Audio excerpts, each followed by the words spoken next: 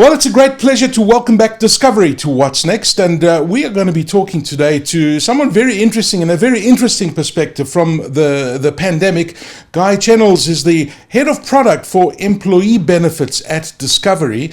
Guy, firstly, welcome to you. It's great to see you and to meet you virtually. An interesting period. I mean, I actually find it sometimes difficult to believe that we're almost 2 years into this pandemic. Can you believe it, eh? And this time last year, where we sort of recording this in November, beginning of November, I don't know if you recall, Aki, how optimistic everyone was at this time. There was talk of a second wave altogether. And, wow, those are the heady days when we thought that COVID was a one-hit wonder. Well, exactly, and look at what happened, and I guess everybody is feeling a little bit relaxed about this festive season as well, and I think we need to remind ourselves of our vaccination rate in South Africa and where we were last year in January and February, and I think we need to be very cognizant about this pandemic and how bad it actually is. It hasn't gone away, that's the reality. But you had a very interesting report on the 2021 financial year, and you saw significant increases in the group risk claims profile, and the difference between 2020 and 2021 defied expectations. Now, why does Discovery believe that this was the case? I'm really interested to know. Okay, I mean, the obvious answer is we were in a pandemic, but we were in a pandemic, so there are some really surprising elements that come out of digging into the detail of those claim statistics, and I can share some of those as we chat. But the sort of headline is that in South Africa we've got poor reporting kind of standards on COVID, and our estimate is about our actual deaths from COVID is 20% or more higher than what's actually been reported. But our excess deaths, we had COVID deaths of amounting to about 700 million from sort of July 2020 to end of September 21.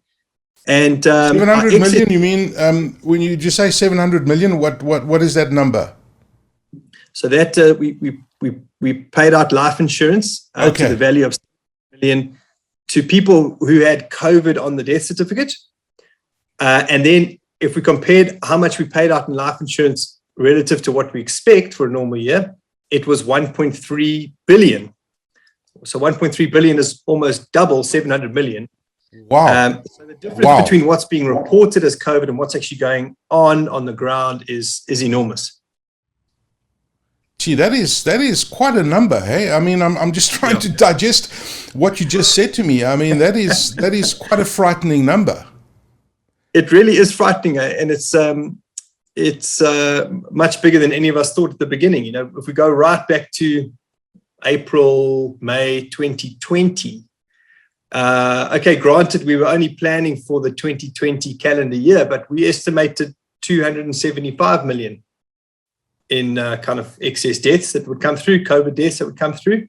And our tally to date is about 1.3 billion.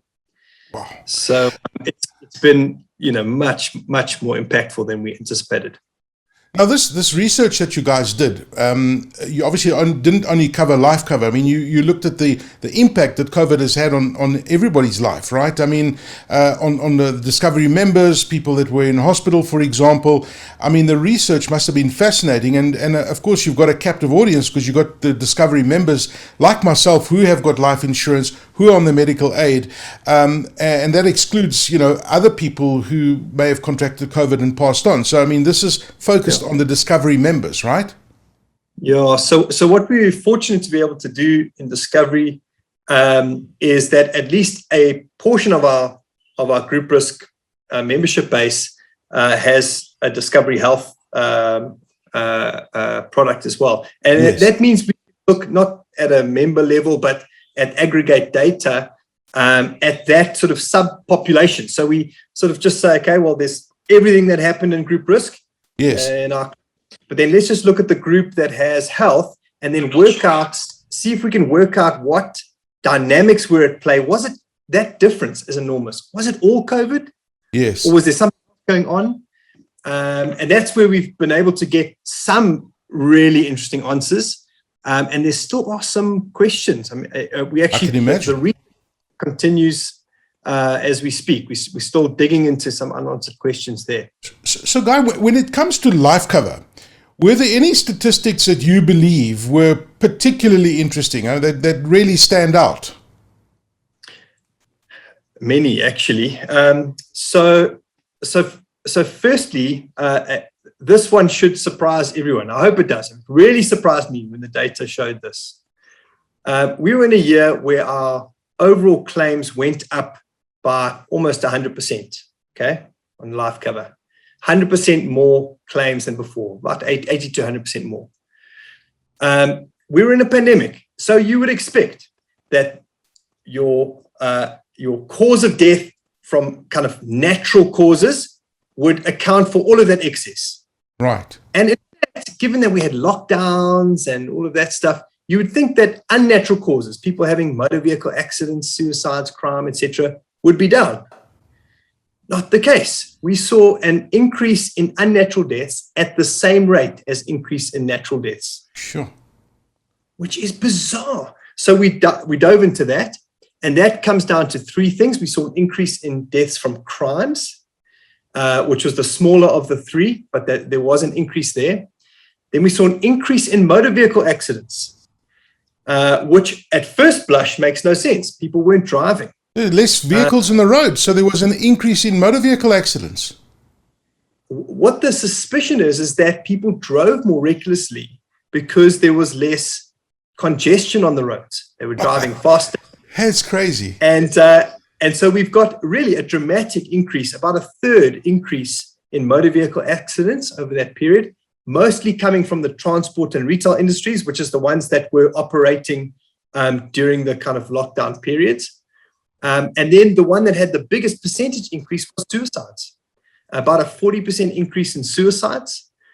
And all of that increase coming through in the below 40 age group, and in fact, most of it in the below 30 age group, wow. Which just, you've read articles on how hard lockdown has been for people, both kind of just the psychological impact of being isolated, yes, and the financial pressures that would have come. And we've seen that, and it makes perhaps some sense, that young people are perhaps built up less resilience than older people, and we're probably the first to have their jobs kind of on the line, Yeah. And so that increase coming through in, as I said, in the younger people, and a lot of that coming through in the retail sector. That is absolutely fascinating. I Those never are a couple of real shockers. I never saw the 40% increase in suicides coming, but I guess it makes sense. When you look at mental health and the fact that people were isolated, as you said, I guess that we were in unknown territory. So, we're discovering a lot of things and a lot of the effects, aside from contracting this pandemic, this virus, that, people suffered with. So given the effect that COVID-19 has had on daily life, how has this affected motor vehicle claims? Because if we've had higher motor vehicle accidents, I guess that we've had higher motor vehicle accident claims. The mystery deepens. Actually not. That's been relatively stable. And so the two hypotheses there is, the one hypothesis is that those deaths are happening in a population group that's not covered by Discovery Insure. We think it's mostly, it's in the transport and retail industry. We think it's mostly professional drivers, etc. Yes. So they're kind of fleet management insurances, and many of those will not be on Discovery Insure. So that's one hypothesis. I think that's kind of a crucial one. And the other is that you still will have a reduction in probably the volume of incidents. But you've got people driving fast and driving recklessly and having fatal accidents, perhaps at a slightly higher rate. I guess so. That we can dig into more.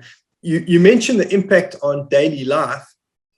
The one other really interesting statistic in the part of our population group that has comorbidities, they struggle with something in their life, you just sort of cast your mind there, what the last 18 months would have been like for someone who every time they open the radio, it says, for heaven's sake, don't go anywhere. If you catch COVID, you're in real trouble. Now that creates a really difficult dynamic to manage for those people. They know they need to manage their healthcare proactively. They should be going to see their doctor, getting their bloods done regularly, etc. But they're being told, don't leave your house. And I actually have a colleague who was in this situation. The hypothesis from quite early on in this year, when we started seeing that data come through in Discovery Health, lower utilization from people with comorbidities, hypothesis must be that some of their conditions will get out of control, and they'll end up with acute episodes, either going to hospital or actually dying from it. And that has been one of the hypotheses we had earlier that we've seen come through in this data. So we saw people with diabetes who had no COVID positive test. So for all that we know, they did not have COVID. Their fatality rate was about 46% higher than in prior years. And for people who have chronic renal disease, that's people who are needing to go and do dialysis, etc., in hospitals, had 305% higher mortality, stripping out those who have a COVID positive test. So that's not the impact of COVID. The death rate for those who had COVID and comorbidities is extremely high, but it's the different death rate for those who should just be managing their condition. Those death rates were 46% and 305% higher for diabetes and chronic renal disease. I'm finding this conversation absolutely fascinating. Another thing that I saw in your research, and that I said, wow, it shows that funeral claims increased by 87%, right? Which is more than the increase experienced with life cover claims. So why do you believe that this is the case?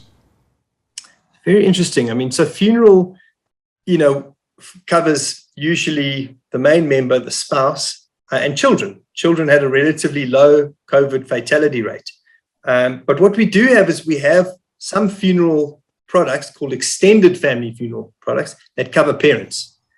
And of COVID fatality rate in the older generations was extremely high.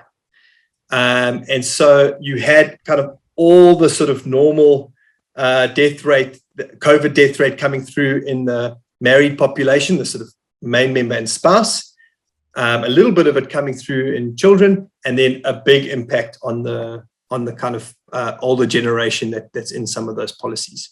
Okay, well, that makes sense. When you look at, Discovery's income continuation benefit, I've got that. I need to look at it a little bit closer. I just signed on the dotted line. My broker told me about it. But what is Discovery's income continuation benefit? And I know that it's got to do with helping you if you become incapacitated for any reason. And what trends have you seen when it comes to claims in this regard? Because you hear of a lot of people who have got COVID and they were out of action for months, literally. It's had different effects, as you know, on different people. Yeah. So just to first answer your first question, income continuation benefit, we pay out an income after a waiting period. So you need to have been unable to work for 3 months already. Usually an employer kind of gives you your salary and helps you with sick leave for that period. And then after that, start paying an income to you. And we've seen overall, if you just step back and look at the overall numbers, relatively stable income continuation benefit levels. Yes. But it actually hides some moving dynamics within that. So we've seen some interesting dynamics where we've seen, like, for example, musculoskeletal benefits, kind of claim causes coming down, but of course, respiratory, nervous system, some of those going up a lot. And that's not actually that surprising when you think about it. So people have changed their ways of work. We've had, particularly in the manufacturing sector, you saw some constraints there, and in the retail kind of shelf packing kind of space, that would have contracted a little bit. So some of those musculoskeletal, hardcore physical work, musculoskeletal causes would be expected to come down. But we've seen, obviously, claim causes from things that are related to COVID increase. And what's interesting is that COVID is not just about long COVID. That's what people think of when you say, well, you maybe got a disability claim from COVID. What I found surprising again in our own statistics is that of all our disability claims, this is both income continuation and people who've got sort of a lump sum severe illness disability claim. The proportion of those claims of kind of the COVID related claims that are due to long COVID is 1 in 5. Oh. The other 4 out of 5 is from people who've developed conditions because of their COVID situation. So they've developed something with their nervous system, usually a blood clotting disorder that's perhaps given them a stroke, or they've ended up with a pulmonary embolism that's developed a sort of a pulmonary condition, or they've had something that's emerged in heart and artery, so a cardiac event or some sort of cardiac condition, myocarditis, etc., that it continues to impact them. So by far the majority, there is this new claim cause called long COVID, and so that is real, but more significant, 4 to 5 times more significant than that, is people who've survived COVID. They're not in the death statistics, but their health has been severely impacted. Yes. And they have to live with that. And some people, it's severe enough that they actually can't work anymore. Sure, Guy. I mean, this research is absolutely fascinating, because we've all been focusing on the symptoms of COVID and, preventing ourselves from getting COVID. But the reality is the impact of COVID is just far greater than what we all think. The impact that it's had on families, on, post-health issues that you've spoken about, insurance. I mean, I really never thought of many of these things. Okay, the mental health issue, it's been in the news. But the reality is that we're in unknown territory, right? Because we are still discovering daily the impact that this particular pandemic and the virus has had on people's lives. Now, at the end of this report, Discovery makes some predictions, and I want to talk to you about those, most of which center around increased future insurance risk, for example, due to the COVID-19 pandemic. In what ways has the pandemic caused this? Well, it's sort of some of the ongoing ramifications of things we've already discussed. A great example of one that we haven't yet discussed, but it's the same kind of thing, is cancer. What's happened is people have had to make, as I mentioned earlier, different healthcare decisions. Healthcare is always a risk trade-off. I think that's a helpful framework for anybody to have in their mind when they think about healthcare. Anything you do, taking a Panado, there's some risks and some reward. Going into hospital for even something benign, there's a risk. There's a risk that there's secondary infection, that you react to the medicine, etc. It's always a risk-return trade-off. And now you consider the mindset of someone who is developing some symptoms, experiencing some symptoms, and they're really hoping it's not cancer, and they don't like hospitals and doctors anyway. The decision-making dynamic around when it's serious enough to go and get that checked out is completely altered in a COVID world. It's not about the person having COVID, but given that you're in this world that is so scary, it's much easier to defer getting symptoms checked out. And then on the other hand, there's a whole host of people every year who do preemptive screening, mammograms, etc. Our mammogram screenings is down 55%.